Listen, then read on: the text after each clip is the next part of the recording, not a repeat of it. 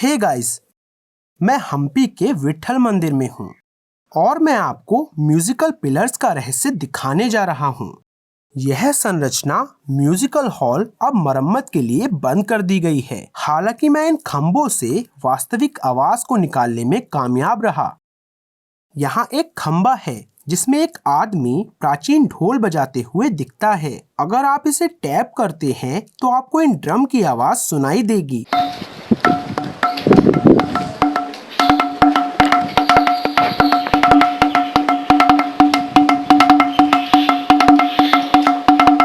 अब यहाँ एक मंदिर की घंटी की आवाज है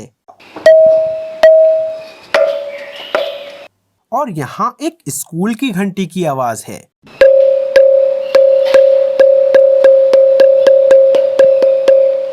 अब आप विभिन्न ध्वनियों को मिलाकर आधुनिक ध्वनियां भी बना सकते हैं। उदाहरण के लिए मंदिर की घंटी और स्कूल की घंटी को मिलाकर यह आधुनिक दरवाजे की घंटी बनाई है।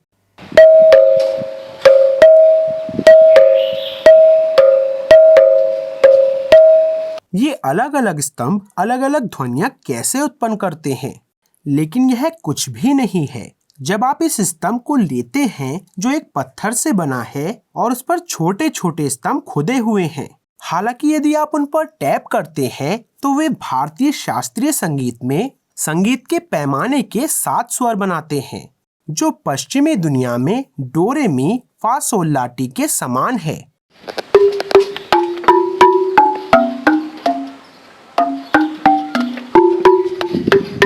प्राचीन भारत में किस प्रकार की पत्थर तकनीक मौजूद थी जो कि वाद्य यंत्रों की नकल कर सकती थी? हम उन्नत प्राचीन वाद्य यंत्रों की बहुत सी अलग अलग आवाजें देख सकते हैं, जैसे जल तरंग जो कि पानी की लहरों का उपयोग करता है,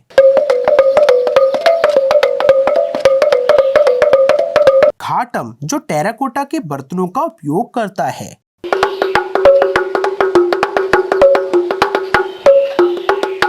और यहाँ तक कि इन स्तंभों पर स्ट्रिंग वाद्य यंत्रों की आवाज भी बनाई गई है।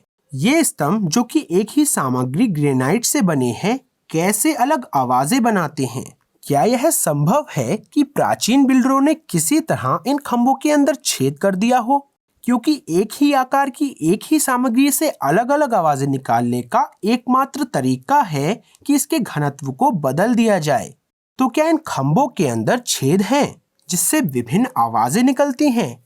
अंग्रेजों के मन में भी यही सवाल था और उन्होंने न केवल इस तरह के एक विशाल स्तंभ को लिया, बल्कि उसमें क्या था यह देखने के लिए उसमें से एक छोटे कॉलम को काट भी दिया। यहाँ आप देख सकते हैं कि जो कॉलम गायब है उसे 1930 के दशक में आजादी से पहले अंग्रेजों ने काट दिया था और उन्हें यह जानकर आश्चर्य हुआ कि ये सभी स्तंभ और कॉलम्स सिर्फ ठोस चट्टान से बने हैं। तो अगर इन खंभों के अंदर कोई छेद नहीं है तो आप उनसे अलग अलग आवाजें कैसे निकालते हैं? यदि उन्होंने ऊंचाई, चौड़ाई और व्यास जैसे आयामों को बदल दिया है तो आप कम से कम उनसे थोड़ी अलग ध्वनि बना सकते हैं। लेकिन अगर आप बारीकी से देखें तो सभी स्तंभों की ऊंचाई, चौड़ाई और व्यास समान है, फिर भी वे भारतीय संगीत के पैमाने के 7 स्वर बनाते हैं। यदि वे सभी समान आयाम, समान सामग्री के हैं और उनमें छेद नहीं है तो वे विभिन्न संगीत ध्वनियां कैसे बनाते हैं? इसे प्राप्त करने का एकमात्र तरीका स्तंभों के आंतरिक घनत्व को बदलना है। आधुनिक मिश्र धातुओं की तरह विभिन्न अनुपातों में इसमें एक नई सामग्री जोड़कर आज हम विभिन्न धातुओं को पिघलाते हैं और मनचाहा प्रभाव डालने के लिए उन्हें विभिन्न अनुपातों में मिलाते हैं। हालांकि क्या प्राचीन बिल्डरों ने ग्रेनाइट के ठोस ब्लॉकों को पिघलाया और विभिन्न ध्वनियों को बनाने के लिए इसे अन्य सामग्रियों के साथ मिलाया? स्थानीय लोगों का तर्क है कि म्यूजिकल पिलर्स रॉक मेल्टिंग तकनीक द्वारा बनाए गए थे। सबूत के तौर पर उनका कहना है कि चट्टानों से बनी जंजीरें छत के इन कोनों से जुड़ी हुई थीं। अब चट्टानों को पिघलाए बिना यह संभव नहीं होगा। इन रॉक चेन को बाद में मंदिर की मीनार की तरह ही विदेशी आक्रमण के दौरान नष्ट कर दिया गया था। ठोस चट्टान से बनी जंजीर, क्या ऐसा कुछ संभव भी है? हम्पी के मंदिर के इन कोनों में खाली हुक क्यों हैं? एक टिप के आधार पर मैंने कांचीपुरम की यात्रा की, जो हम्पी से 300 मील दूर है, और यहाँ हम कोनों पर लगे कांटों से लटकी हुई जंजीरों को देख सकते हैं। हाँ, ये कई कड़ियों वाली जंजीरें वास्तव में पत्थर की बनी हैं। पुरातत्वविदों ने पुष्टि की है कि ये पत्थर से बने हैं और कम से कम 700 साल पहले बनाए गए थे।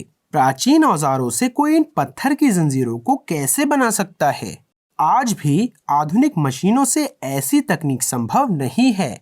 प्राचीन काल में किस प्रकार की मशीनों का उपयोग किया जाता था और वे कैसे चट्टानों से बनी इन जंजीरों को बनाने में सक्षम थे?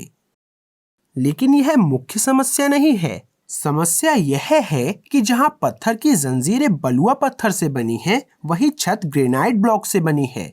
तो वे इस जंक्शन पर दो विभिन्न प्रकार की चट्टानों को कैसे जोड़ सकते हैं?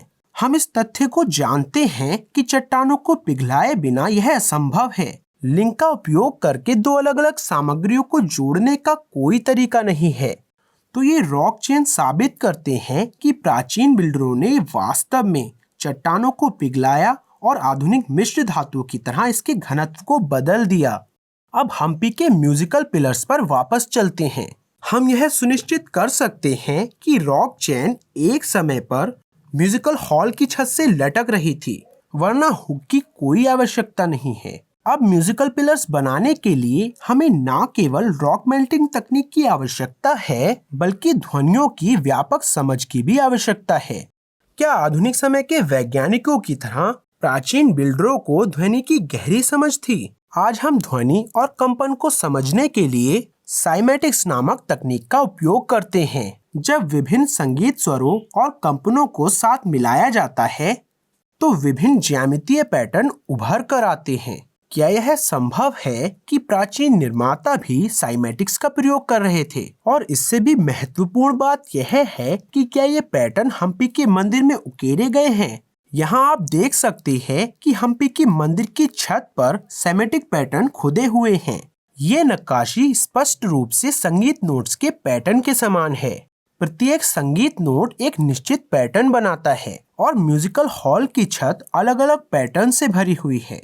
इससे भी बेहतर, ये नक्काशी 3 डायमेंशन में ध्वनि को दिखाती है, और आज हम होलोग्राफ का उपयोग करके समान ध्वनियों के 3 डायमेंशनल सेमेटिक पैटर्न्स बना सकते हैं। क्या यह संयोग है कि म्यूजिकल हॉल की छत पर ये सेमेटिक पैटर्न खोदे गए हैं?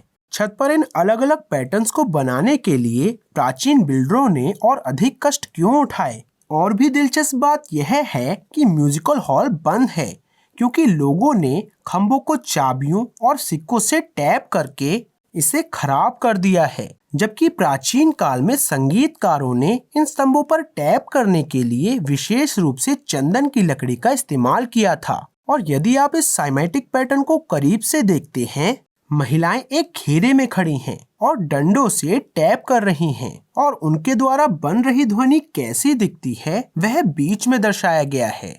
आइए मंदिर के मुख्य कक्ष में जाएं, यह देखने के लिए कि क्या हमें और सबूत मिल सकते हैं। यह जगह पूरी तरह से अंधेरे और चमगादड़ों से ग्रसित है, लेकिन यहाँ कभी मंदिर के मुख्य देवता विट्ठल की मूर्ति थी। मूर्ति अब चली गई है, लेकिन छत पर आप एक बहुत बड़ा साइमेटिक पैटर्न देख सकते हैं। एक अंधेरे कक्ष में मूर्ति के शीर्ष पर इस तरह के विस्तृत पैटर्न को उकेरने की क्या आवश्यकता है? तो आप क्या सोचते हैं, ये स्तंभ संगीत कैसे बनाते हैं? क्या प्राचीन बिल्डरों ने चट्टानों की प्रकृति को बदलने के लिए रॉक मेल्टिंग तकनीक का इस्तेमाल किया था?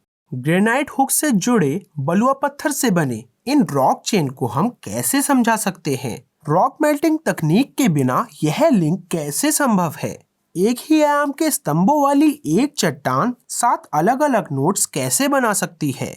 म्यूजिकल हॉल की छत पर ये विभिन्न साइमेटिक पैटर्न्स क्यों खोदे हुए हैं? कृपया अपने विचार मुझे कमेंट सेक्शन में बताएं। मैं प्रवीण मोहन, वीडियो देखने के लिए बहुत बहुत धन्यवाद। सब्सक्राइब करना ना भूलें और मैं जल्द ही आपसे बात करूंगा। बाय।